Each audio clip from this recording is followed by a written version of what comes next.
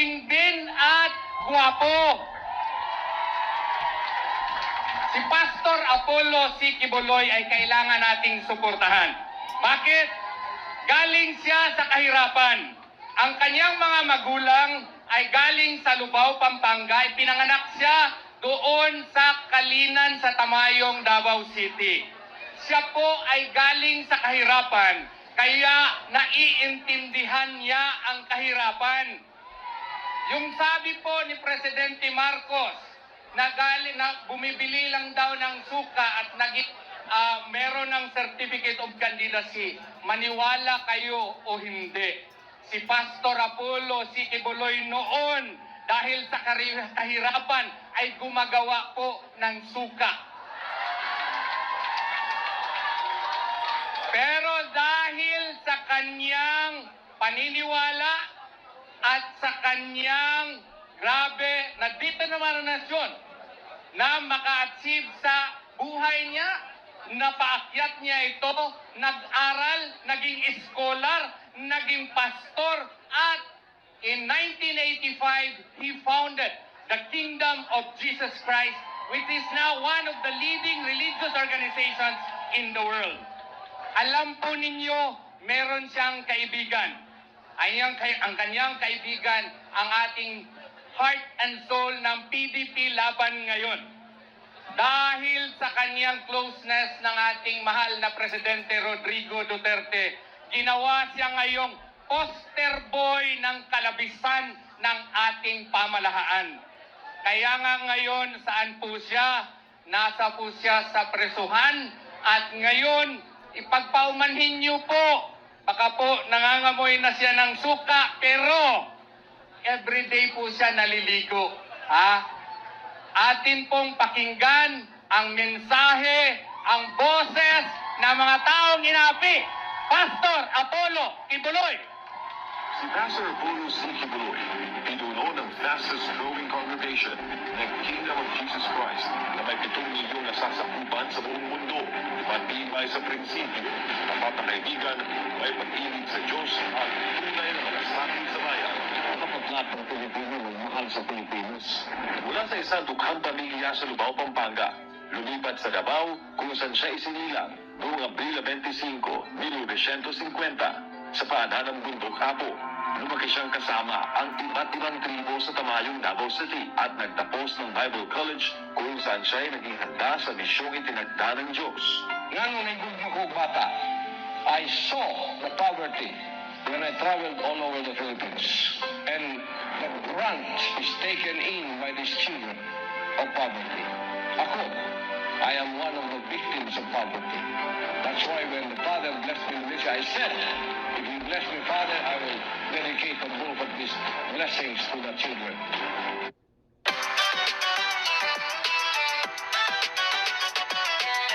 Peso Cuento Peso Credit Online. Download now. Father, I will dedicate the bulk of these blessings to the children. September 1, 1985, na itinatag niya ang KOJC na may 15 miyembro. Tulong ang tatak ng KOJC sa ilalim ng pamamahala ni Pastor Apollo C. Quiboloy mula noon hanggang ngayon. Kalinga para sa may hirap, humila at batang napabayaan.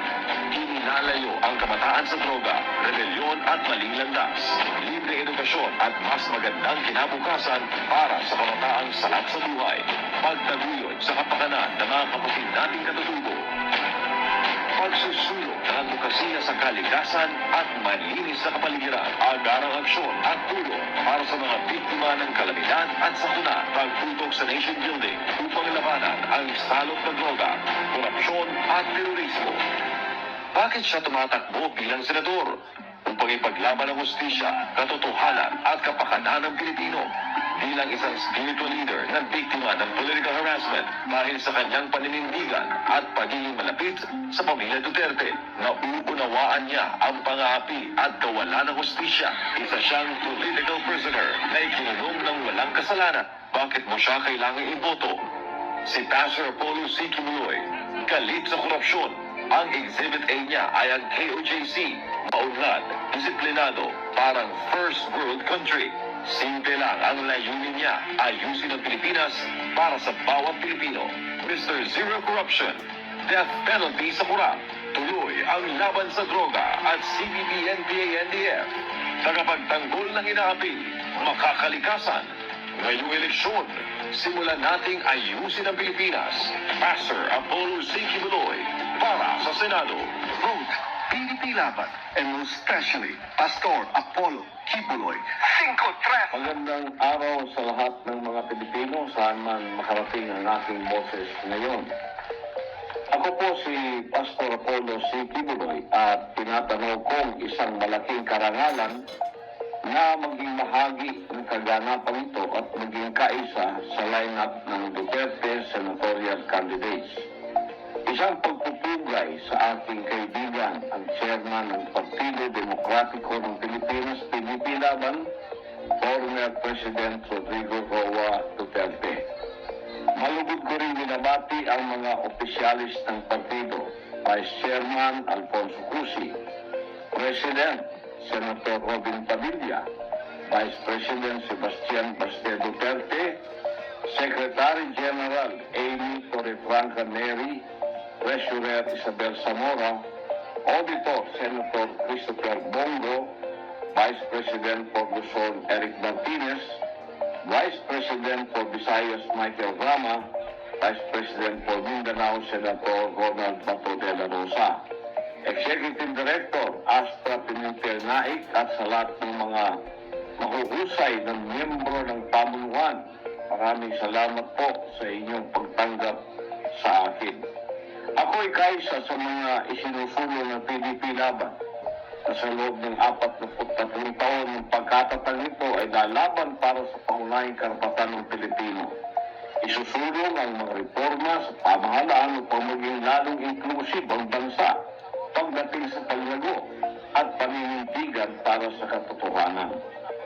Sa liderato ng ating dating Pangulong Duterte, naranasan ng Pilipinas ang isang golden age o renaissance pagdating sa infrastruktura, ekonomiya, maging sa peace and order.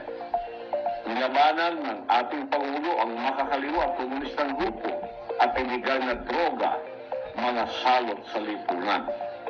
Dadalhin natin ang laban na ito sa Senado at gagawa ng mga batas na tututok para mabigyan ng maginhawa at mabuting pamumuhay ang bawat Pilipino. Tatapusin natin ang laban na ito sa pamamagitan ng pagpuksa ng korupsyon. Huwag nating hayaan ang kaban ng bayan ay lapastanganin minuman. Ang mga opisyal ng gobyerno, lalo na ang mga mambabatas ay may tungkulin na proteksyonan ang pera ng taong bayan. Hindi ito dapat gamitin kung saan-saan, lalo na sa pansariling interes lamang. Ang pera ng taong bayan ay para sa pampublikong kapakanan, hindi sa bulsa ng kahit sino man. Galit ang mga Duterte sa mga kurap at magnanakaw. Galit ang PDP Laban sa korupsyon at katiwalian. Ako rin bilang isang kandidato sa partido ng PDP Laban ay titiyaking walang korap sa gobyerno at walang magnanakaw sa pera ng bayan. Maaasahan niyo ko sa bagay na yan.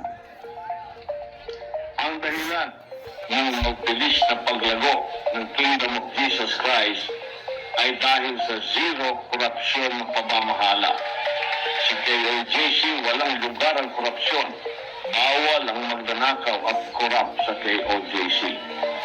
Ako'y naniniwala na nagkakaisa ang mga Duterte senatorial candidates sa layunin ito laban sa korupsyon. Hindi man ako makasama sa araw-araw na pangangampanya dahil sa kalagayan ko ngayon, sama-sama tayo at ayusin natin ang Pilipinas. Vote straight PDP Laban ng Pilipinas. Vote straight PDP Laban. Number 10, Attorney Jimmy Bongo. Number 22, Senator Bato de la Rosa. Number 28, Senator Bongo. Number 30, Attorney J.B. Hinlo. Number 34, Attorney Raul Lampino. Number 38, Congressman Rodante Marcoleta. Number 56, Attorney Vic Rodriguez. At number 58, Philip Salvador.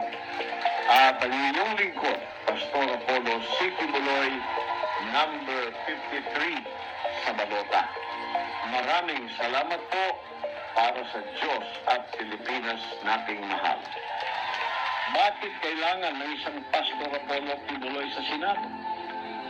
Una sa lahat, mapagpalang araw sa aking mga kababayan sa buong Pilipinas at sa buong mundo, saan man umaabot ang aking tinig.